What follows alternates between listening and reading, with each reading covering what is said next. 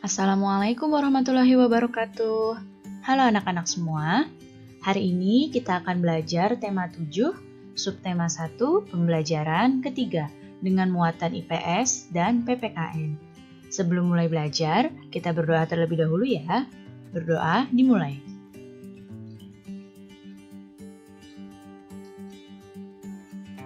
Berdoa selesai. Baik anak-anak, sudah siap untuk belajar hari ini? Kalau sudah siap, mari kita mulai belajarnya. Pertama-tama kita akan membahas muatan IPS. Nah, kedatangan bangsa-bangsa Eropa di Indonesia awalnya itu disambut dengan baik.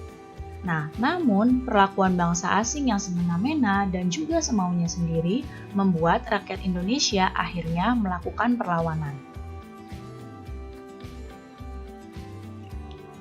Perlawanan yang pertama dilakukan terhadap bangsa Portugis. Bangsa Portugis datang ke Indonesia itu di Malaka dan juga di Maluku. Semenjak datang di Malaka, bangsa Portugis ingin selalu menguasai perdagangan. Perlawanan rakyat Aceh terjadi sejak Portugis menguasai Malaka pada tahun 1511. Perlawanan tersebut antara lain Sultan Ali Mughayat Shah yang berhasil membebaskan Aceh dari upaya penguasaan bangsa Portugis. Kemudian ada Sultan Alauddin Riayat Shah yang berani menentang dan mengusir Portugis yang bersekutu dengan Johor. Dan juga ada Sultan Iskandar Muda yang merupakan yang paling gigih dalam melawan Portugis. Namun, perang ini berakhir setelah pelabuhan Malaka jatuh ke tangan Belanda pada tahun 1641. Kemudian selain di Malaka, Portugis juga datang ke Maluku. Nah, pada awalnya Portugis diterima dengan baik. Namun, lama-kelamaan rakyat Ternate mengadakan perlawanan karena Portugis itu serakah, ikut campur dalam urusan pemerintahan. Rakyat Ternate yang dipimpin oleh Sultan Hairun bersatu dengan Tidore melawan Portugis, hingga Portugis terdesak. Namun, Portugis melakukan tindakan yang licik, yaitu dengan mengajak Sultan Hairun berunding. Dalam perundingan, Sultan Hairun akhirnya ditangkap dan dibunuh. Perlawanan rakyat Ternate dilanjutkan di bawah pimpinan Sultan Bahabulo, yaitu putra dari Sultan Hairun. Pada tahun 1575, Sultan Bahabulo bersama rakyat berhasil mengusir Portugis dari Ternate.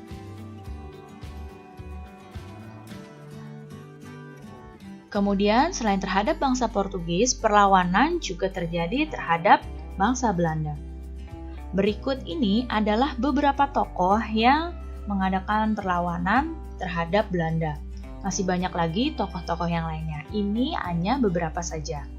Di sini dari Sumatera ada salah satu tokoh yang melakukan perlawanan, ada Sisingamangaraja, yaitu dari Sumatera Utara.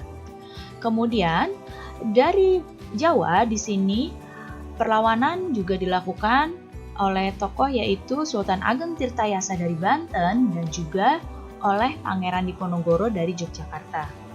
Kemudian perlawanan juga dilakukan oleh Sultan Hasanuddin dari Makassar.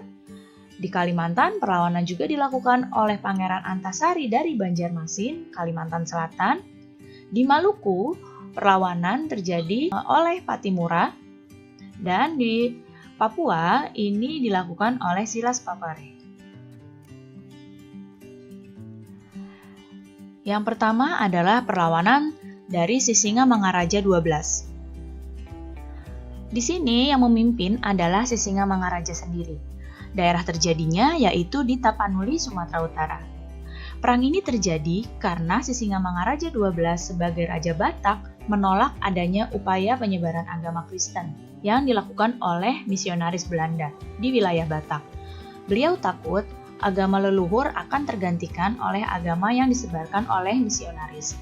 Dan juga kebijakan Belanda yang membuat rakyat mengalami penderitaan yang hebat.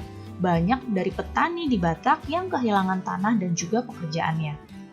Di akhir perlawanan, Sisingamangaraja mengalami kekalahan karena taktik licik yang dilakukan oleh Belanda dengan upaya menangkap istri dan anak dari Sisingamangaraja.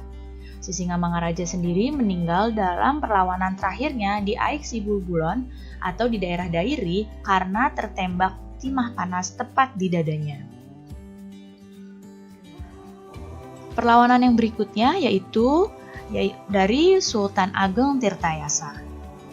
Nah, di sini perlawanan rakyat Banten dipimpin oleh Sultan Ageng Tirtayasa.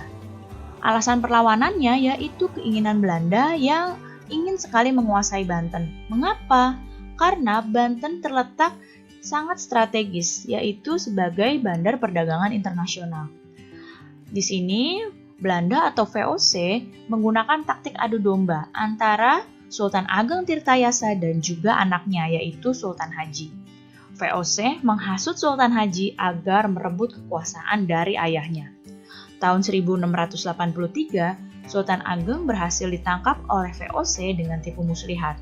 Sultan Ageng ditawan di Batavia dan wafat pada tahun 1692. Dan ini adalah gambar dari tokohnya.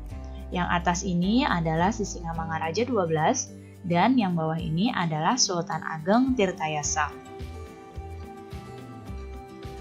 Perlawanan yang berikutnya juga dilakukan oleh Pangeran Diponegoro. Perlawanan dari Pangeran Diponegoro ini terjadi di Yogyakarta. Alasan perlawanannya yaitu Belanda ikut campur urusan keraton Yogyakarta. Bahkan untuk mengganti raja saja dan juga urusan pemerintahan harus izin kepada Belanda. Belanda juga melakukan pemasangan patok jalan di atas tanah makam leluhur Pangeran Diponegoro tanpa izin. Ini membuat Pangeran Diponegoro menjadi marah. Militer pemerintah kolonial Hindia Belanda ini sangat kewalahan untuk mengatasi perang gerilya. Perang gerilya itu adalah perang yang berpindah-pindah tempat dalam waktu singkat dan mendadak. Perang gerilya ini dilakukan oleh Pangeran Diponegoro dan Belanda sangat kewalahan dengan taktik dari Pangeran Diponegoro ini. Pada akhir perlawanannya, Pangeran Diponegoro itu ditangkap dengan tipu muslihat juga pada tahun 1830. Kemudian, Pangeran Diponegoro diasingkan ke Manado lalu dipindah ke Makassar. Kemudian ada perlawanan dari rakyat Makassar. Perlawanan rakyat Makassar dipimpin oleh Sultan Hasanuddin. Peristiwa ini terjadi karena adanya persaingan dagang antara Goa dan perusahaan dagang Belanda yaitu VOC. Sultan Hasanuddin mempersiapkan benteng pertahanan di sepanjang pantai serta melakukan kerjasama dengan beberapa sekutu Goa.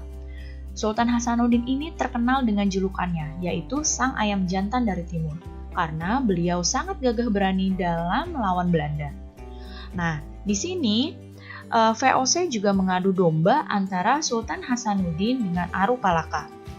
Pada akhir perlawanan, Sultan Hasanuddin mengalami kegagalan dan terpaksa mengikuti perjanjian Bongaya pada tahun 1667. Nah, ini adalah gambar dari Pangeran Diponegoro dan ini adalah gambar dari Sultan Hasanuddin. Berikutnya ada Perang Banjar. Pemimpin dari Perang Banjar adalah Pangeran Antasari. Daerah terjadinya adalah di Banjarmasin, Kalimantan Selatan. Penyebab perlawanan adalah sikap Belanda yang berusaha menguasai kerajaan Banjar. Belanda juga memonopoli perdagangan dan ikut campur urusan kerajaan. Pangeran Antasari bersama 300 prajurit menyerang tambang batu bara serta perumahan milik Belanda yang ada di sekitarnya dengan cara dibakar dan melakukan penyerangan ke perkebunan milik Belanda. Perang Banjar ini mulai meredup ketika Pangeran Antasari mengidap penyakit paru-paru dan juga cacar. Pangeran Antasari meninggal pada Oktober 1862 dan menitipkan pesan pada pengikutnya untuk terus berjuang hingga titik darah penghabisan. Berikutnya juga ada perlawanan dari rakyat Maluku. Perlawanan rakyat Maluku dipimpin oleh Kapitan Patimura. Alasannya di sini adalah penolakan masyarakat Pulau Ambon yang dipimpin oleh Patimura atas kembalinya Belanda sebagai penguasa kolonial. Belanda juga tidak mau membayar hasil bumi rakyat Maluku. Patimura melakukan perlawanan dengan menyerang benteng Jurstedt yang berhasil merebutnya. Belanda yang marah karena benteng tersebut direbut akhirnya menyerang balik dan Belanda berhasil mengambil kembali benteng tersebut. Di akhir perlawanan, Patimura berhasil ditangkap dan dihukum gantung. Nah, ini adalah gambar dari Pangeran Antasari, dan ini adalah gambar dari Kapitan Patimura. Perlawanan juga terjadi di Papua, dipimpin oleh Silas Papare. Alasan perlawanannya yaitu Irian Barat dalam masa penjajahan dan penguasaan Belanda.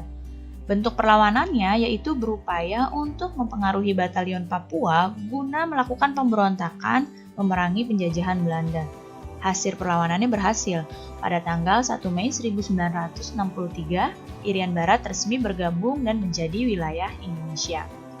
Ini adalah gambar dari Silas Papare.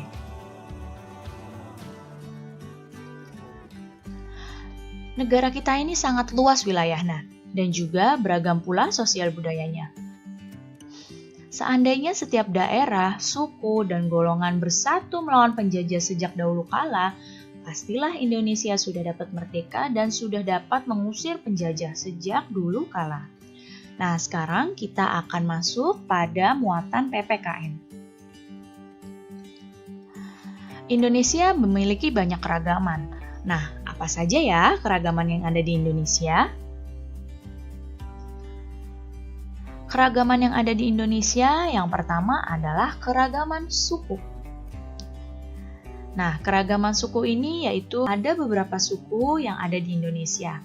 Contohnya di Sumatera ada suku Batak, Minang, Melayu, kemudian di Pulau Jawa ada suku Jawa, Betawi, Sunda, Baduy, Tengger, kemudian di Kalimantan ada suku Banjar dan suku Dayak, di Sulawesi ada suku Bugis dan Makassar, kemudian di Bali dan Nusa Tenggara ada suku Bali, suku Sasak, di Ambon ada suku Ambon, dan juga di Papua ada suku Dani dan Asmat. Nah, sekarang kita ingat kembali di sini ada peta suku bangsa yang ada di Indonesia. Kalian lihat di sini ada beragam sekali suku yang ada di Indonesia ya, mulai dari Sabang hingga Merauke. Ya, bisa kalian lihat di sini begitu beragam dan begitu banyaknya suku yang ada di Indonesia.